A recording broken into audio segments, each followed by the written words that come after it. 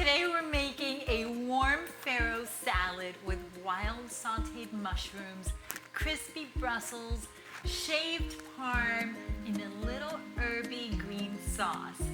I am so excited. Every year I try a new recipe for Thanksgiving, and I think this is going to be one of my favorites because we've got the nuttiness, the chewiness of the farro that I love with the al dente bite to it. Then we've got the meaty wild mushrooms with the crispy Brussels, and then we have a pop of flavors with all the different herbs.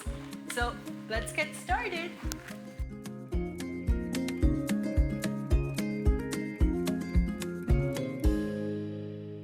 So here we have our Brussels. For some reason, they're feared by so many people. And I'm convinced it's because they're just not cooked right. So we are going to start by just sprinkling some salt, a little salt, a little fresh black pepper, and some olive oil. Probably about 2 tablespoons of olive oil is a good amount. I have about 1 pound of Brussels here. Give them a little stir. And now, the key is that when you transfer them to your roasting pan, you want to make sure that you don't overcrowd your pan, because then what happens is that they steam and they're not going to crisp up. And what makes the Brussels so delicious is when they get that black charness to them, and that's what we're going for. I have my oven set at 400 degrees, and they will go in there for about 30 minutes. For this recipe, I've got some wild mushrooms, and then I've got some cremini, aka baby bellas. And the reason why I like to mix both is that wild mushrooms can be really pricey. So I'm gonna fill them in with a little bit of the baby bellas. A little tip when you're gonna prep your shiitakes, you wanna remove the stem and then you want to slice them, but when you slice them, you want to slice them on the thick side, because if not, they're going to fall apart while you're cooking them. Oyster mushrooms, you don't have to do anything to them because they're so thin and delicate. And then the king trumpets, just remove the ends and slice them in half lengthwise. So it's time to cook the mushrooms. I've got a little bit of olive oil, maybe about 2 tablespoons, that I'm going to put on my pan. I'm setting the heat to medium-high. Then I'm gonna add my mushrooms. And what I like to do is that I like to cook them in batches. So I'm gonna start off with my baby bellas first. And here's a little tip. When you put your mushrooms in your pan, don't touch them for about 2 to 3 minutes, because you want that underside to get nice and golden and crispy. So we're not gonna season them, we're not gonna do anything. They're just gonna hang out for a few minutes, and then we'll give them a little stir.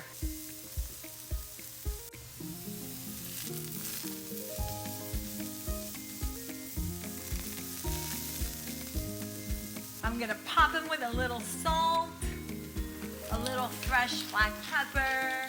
So now I'm adding the butter going in. Ooh, it's already starting to foam. I've got some fresh garlic and our fresh thyme. This is where we introduce all the flavors. You wanna move your pan around.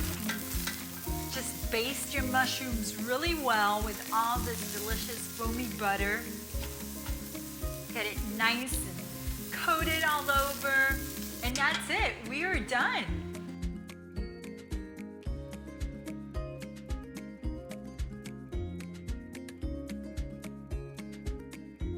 So if you know me, you know that I'm always all about that sauce, right? So that's exactly what we're gonna make now. We've got our herby green sauce that we're gonna put together in seconds. I've got some beautiful fresh tarragon. It smells so good. I've got some fresh parsley going in here. I've got some fresh lemon juice going in. Olive oil. And finally, some salt and fresh black pepper. Mix it all up, and our green sauce is ready. So our Brussels sprouts are ready. They're nice and crispy and charred, and that's exactly what we want. And what we're gonna do next is we're gonna transfer them to a cooling rack.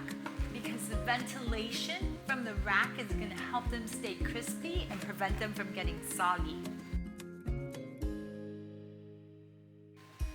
Now that all our ingredients are ready, all we have to do is assemble it. So we're going to add our farro to a big serving platter, combine it with the mushrooms, the crispy Brussels, add some of that green herby sauce, top it off with some grated parm, some fresh thyme, and we're done.